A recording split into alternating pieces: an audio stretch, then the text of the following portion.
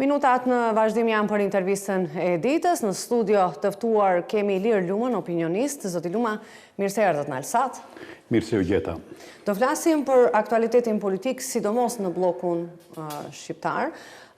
Nesër do të mbahet kongresi i parë i Partisë së Re Vlen. Sipas jush, është pozitiv procesi i shkrirjes së disa partive politike në një subjekt tërësisht të ri politikë dhe a shkon skena politike shqiptare, zoti Luma, drejt formimit të dy bloqeve politike?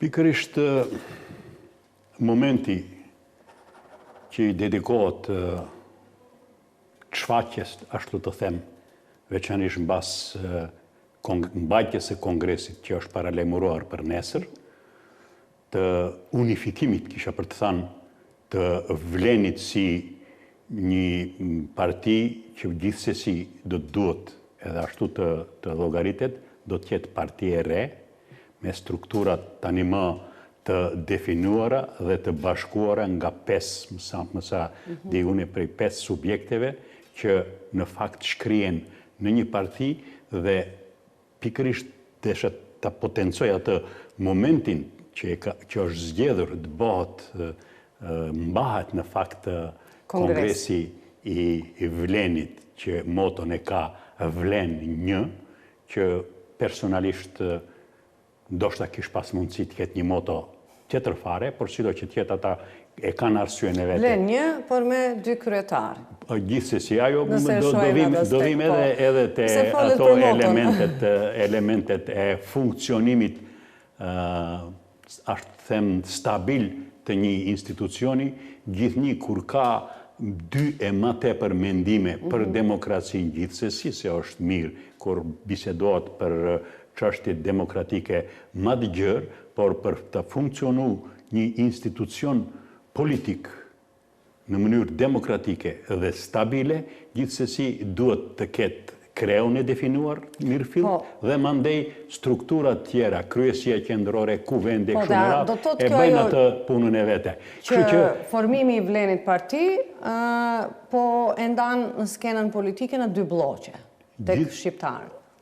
Prej ati momentit, pra prej nesër e tutje, do kemi në rafshin politik shqiptar 2 parti politike që kanë peshën e vete. Një do tjetë partia Vlen, që është pjesë e qeverisë, dhe një parti tjetër me peshë, si që është BDI-a, do tjetë gjithsesi në opozit. Deri kur, si dhe sa, në çfarë forme, do të tregojë koha, edhe pse disa deklarata të Mickoskit disi na japin, me siguri ai e ka paramendu, atë ja dedikon partisë që është në pushtet Vlenit, por me gjithsesi edhe BDI-s. E Mickoskit ta komentojmë pak më vonë, zoti Luma, se doja dhe një qëndrim tuajin për funksionimin e Vlenit, thatë moton Vlen 1, ju bashkangjita asaj deklaratës suaj Vlen 1, por me 2 kryetara. Mendoni se do të funksionoj ky model i Vlenit me 2 bashkëkryetarë që është, themi, risi dhe edhe funksionimi i kryesisë ngushtë partijake me konsensus? Shifni, po që se analizojmë punën e të gjertanishme brenda strukturave, që gjithsesi ka qenë interne, por para disa ditëve tani më përmes disa udhëheqësve që njëri nga ata 2 në fakt do jenë edhe kryetar të paralajmëron se do jenë kryetar të kësaj partie, atë angazhim që e kanë bërë dhe kanë arrit që në mënyrë proporcionale me ka 20% nga 5 subjektet, duke përfshi antarët që do marrin pjesë në kongres, përfaqësuesit e tyre në udhëheqësinë, me siguri në kuvend, tek shumerat, paralajmëron dhe ata janë optimist se do funksionojë. Mirë po, gjithnjë mbetet një boshllëk, një hapësirë, ku duhet kjetë parasysh se vetëm një mosmarrëveshje shumë e vogël lidhje me ndonjë çështje jetike ndoshta për vetë funksionimin e partisë, pjesëmarrjes së tyre në pushtet, apo të veprimit të matutjeshëm qofshin ato në zgjedhjet e ardhshme, qofshin ato zgjedhjet e ardhshme parlamentare apo lokale, me siguri do të ketë mendime të ndryshme. A do të arrijnë ta tejkalojnë këtë, si të them, këtë dualizëm. Tani ma kemi një dualizëm, një dihotomi në udhëheqje. Se ne kushërisht sa të jemi të përpikt të kemi mendimet e përbashkëta, nuk mund... Mendimi është mendim, se cili ka të veti në fund të ditës. Dhe ka momente ku në strukturat shumë të afërta, me të gjitha format etike, morale, shumë e ratë, ka përplasje mendimesh dhe gjithsesi rënje të asaj force kohezive. Përplasje mendimesh, qëndrimesh, kishim edhe para se të vi vlenit e kjo këpik të këmbajtja e kongresit dhe shkrirja në parti politike, sepse si rezultati procesit të themelimit vlenit zoti Luma si një subjekt patëm largimin e zëvendës kryeministrit për qeverisje Tmir Arben Fetaji dhe kthimin e tij në Bruksel, patëm pastaj ripozicionimin e ministrit Fatmir Limani, i cili tha se zyrtarisht më se ka ndarë rrugët me vlenin. Ashtu. Edhe paralajmëroi byle në momentin kur e shpalli mundësinë e zgjedhjeve të parakoshme zoti Mickovski, Limani paralajmëroi, tha tani ata që kishin diçka mosmarrëveshje me mua do shohin në teren atje gjatë zgjedhjeve shumë ratë. Shifni, këto janë gjëra që në një ambient politik me kulturë të lartë politike nuk ka shumë përplasje. Mirë po, ne gjithni, edhe më tutje, e them këtë, se ne ambientin ton politik, përfaqësuesit politik, akterët politik, në politikën shqiptare përmes strukturave politike, veçmas të partive politike, nuk e kanë atë nivel të kulturës politike që për shumë gjëra disi të lanë hapësirë që mos marrëveshje mos të plase deri në ndarje. Kështu që gjithni ka një moment kur ekziston edhe friga, edhe mundësia gjithsesi që këto përplasje binë deri në ndarjet mëdha që të shpresojmë se kjo nuk do të ndodhe gjatë funksionimit të vlenit si parti politike, me atë dihotomin udhëheqëse, dualizmin udhëheqës, si udhëheqje them, 2 kryetar, 2 nënkryetar, e këshumerat. Kryesia e ngushtë me konsensus. Me që disa nga deklaratat që pata mundësi ti ndigjoj dhe ti analizoj, ato gjithsesi janë optimist se këtë punë do ta kryjnë me sukses deri në fund. Çka do të ndodhe, nuk e di, edhe pse ekziston. Politika gjithmonë është optimiste, shprehet me optimizëm, po pastaj punët. Mos zgjase shumë. Thonë ekziston frika që mund mos zgjase shumë. Gjatë kohë ky paralajmërim koheziv i 5 strukturave të shndruar në një. Pra nga vleni të kemi vleni si struktur nga 5 institucione politike me kryetar, me kryesi e këshumerat të shkrihen në vlen 1. Ata në fakt e paralajmëruan kur arritën në për kuvendet e tyre të pushojnë gjitha funksionet partijake për të qenë të gatshëm për ta kriju partinë dhe atë që gjithsesi do ta shohim nesër, me ajo që paralajmërohet, ende nuk mund të them deri në fund çka do të ndodhe, ajo që paralajmërohet, elementet politike, platforma, rezoluta, për çka do angazhohen tani e tutje, në fakt prej nesër e tutje, se do t'jenë një nulta tolerancë korupcionit, gjyqësor. Nuk ka parti politike që nuk angazhohet për një gjë të tillë, po pastaj punët në të vërtetë si janë. Mirë po, jo, ato gjëra i obligon strukturën udhëheqëse të vlenit 1 tani të them që t'i përmbahet atyre gjërave, po që se shmangje është shumë e madhe nga ajo që është paralajmëruar, ata mund të kenë edhe probleme mandej në zgjedhje. Po si e vlerësoni kur thoni ja nga ajo që kam paralajmëruar, po kemi pasur edhe premtimet shumëta para zgjedhjeve që u mbajtën para 2 vitesh dhe tani kemi në qeverisje Vlenin dhe si e vlerësoni pikërisht pozicionin e Vlenit në qeveri duke pasur parasysh faktin se nuk ishte shumicën e deputetëve shqiptarë dhe në anën tjetër VMRO e DPMN-ja është tepër e fuqishme. Shkurt, vetëm këtu se dua ta komentojmë edhe deklaratën e Mickoskit. Shifni, unë gjithnjë kam pas një mendim lidhje me ata kush me ka mund të bëjë koalicion.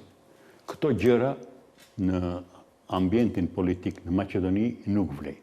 Domethënë, çfarë programi politik është parti e majt, e djathtë, e qendrës, angazhohet për nacionalizëm ekstrem, angazhohet për liberalizëm të skajshëm e kështu me radhë, nuk zgjedhin partner konform ideve politike, po zgjedhin të ne partnerët bëhen konform interesave partijake, individuale, e kështu me radhë.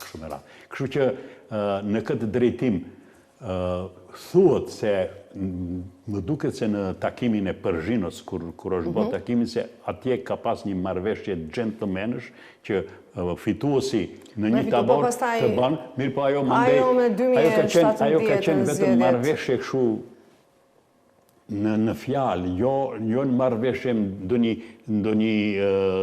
dokument i shkruar. Dokument edhe të shkruar, por edhe ndonjë platformë ideore. Domethënë, ne nuk mundemi në një parti si është VMRO-ja 8 ekstreme të jetë një strukturë, bie fjala si është Znami, me një orientim të majtë. Janë këto gjëra që nuk në shtetet tjera nuk funksionojnë. Dhe pozicionin e Vlenit si e vlerësoni? Pozicioni i Vlenit, mua që më ka lanë përshtypje dhe një, si të them, vetë jam habit, pse kanë hesht momentin kur Mickoski thot se unë jam premieri dhe duhet dije se cili se unë vendosi këtu kush do t'jetë minister, deri kur do t'jetë, vlerësimin a jep për ministrat e vetë, për funksionimin, nuk e len atë hapësirë të jape opinioni vlerësimin e vetë kundra ndaj funksionimit të ministrave, qofshin ato nga VMRO-ja, qofshin ato nga Vleni, e kështu me radhë. Vleni për fatkeqësinë e tyre u ballafaquan me shumë tendenca të veprimit ekstrem të VMRO-s karshi çështjeve që janë interes i identitetit tonë kombëtar, për cilin po ashtu paralajmërojnë se të fuqishëm do ta mbrojnë atë identitet, gjuha, përfaqësimi i barabartë në institucionet e shtetit, veprimet të tjera që kanë të bëjnë me shkollimin, problemi i studentëve në lidhje me mbajtjen e provimit të jurisprudencës e kështu me radhë, domethënë Vleni u ballafaqua me shumë goditje të rënda, ndaj cilave sipas mendimit tim kishin mundësi të japin përgjigje edhe më të fortë partnerit të tyre në koalicion. Prandaj unë kam shpresë, nuk e di do të arrin atë ta bëjnë, pas kongresit duhet gjithsesi të tregojnë se në momentin kur premieri pajtohet, një premier, kushdo që të jetë, pajtohet në qeverin e arshme të ketë partner 1, 2, 5 me këta, a i gjithsesi duhet të bisedoje me palën që propozon ministrin e vetë, drejtorin e vetë, në zavendës ministrin e vetë, e kështu me radhë. Në këtë aspekt, ky tregoj se unë jam këtu, dhe unë vendosi dhe unë tregoj se çfarë bëhet. Unë do të tregoj juve. Kjo është një element që nuk duhet të anashkalohet në heshtje nga Vleni, edhe ishte ai elementi tjetër kur thot unë kam bë përpjekje të hatashme të rregulloj çështjet e tyre të brendshme të Vlenit e shumë ratë. Domethënë, këto janë deklaratat më hershme. Edhe ofendimet rënda, janë edhe ofendimet të rënda, përveç se nuk i takon kulturës të dialogut politik. Kemi dhe shumë pak minuta, por rolin e opozitës shqiptare si e shihni shkurt, ju lutem, është korrigjuese e pushtetit, mendoni se BDI-ja dhe Aleanca për Shqiptarët janë në krye detyrës, shkurt që dalte deklarata Mickovskit dhe ta përmbyllim intervistën. Aleanca BDI-ja dhe Aleanca për Shqiptarët nuk brenda një kohë për kur funksionon qeveria aktuale, nuk kanë qenë në nivelin e duhur të qëndrimeve bindse kashi asaj se ku duhet të godasin në mënyrë të mirëfillt. A bëjnë kalkulime, do një llogari, si thotë, do rikujtohet premieri dhe mund edhe këta të marrë në thoni që mos ta prishin në thonjza miqësinë me Mickovskin. Jo, ndoshta ajo nuk është ashtu, por ashtu kuptohet konform sjelljeve të tyre jo adekuate dhe jo bindse të godasin atje ku është interesi kombëtar shqiptar veçanërisht. Shifni, kur flasim për interesin kombëtar, nuk duhet të harrojmë se ka edhe interesat tjera që janë globale. Një nga ato është veprimi i qeverisë aktuale në krye me gjithsesi të thuhet veprimi i qeverisë, ndonse këtë kjo i takon Mickovsit karshi angazhimit të Maqedonisë drejt integrimit në Unionin Evropian. Shkurt dua ta komentoj edhe deklaratën e Mickovsit, kemi 1 minutë kohë, zoti Luma. Deklaroi një herë, tha se së shpejti do të kemi zgjedhjet parakoshme, që të nesërmën të thotë se zgjedhje mund të kemi, por jo këtë vit, vitin tjetër.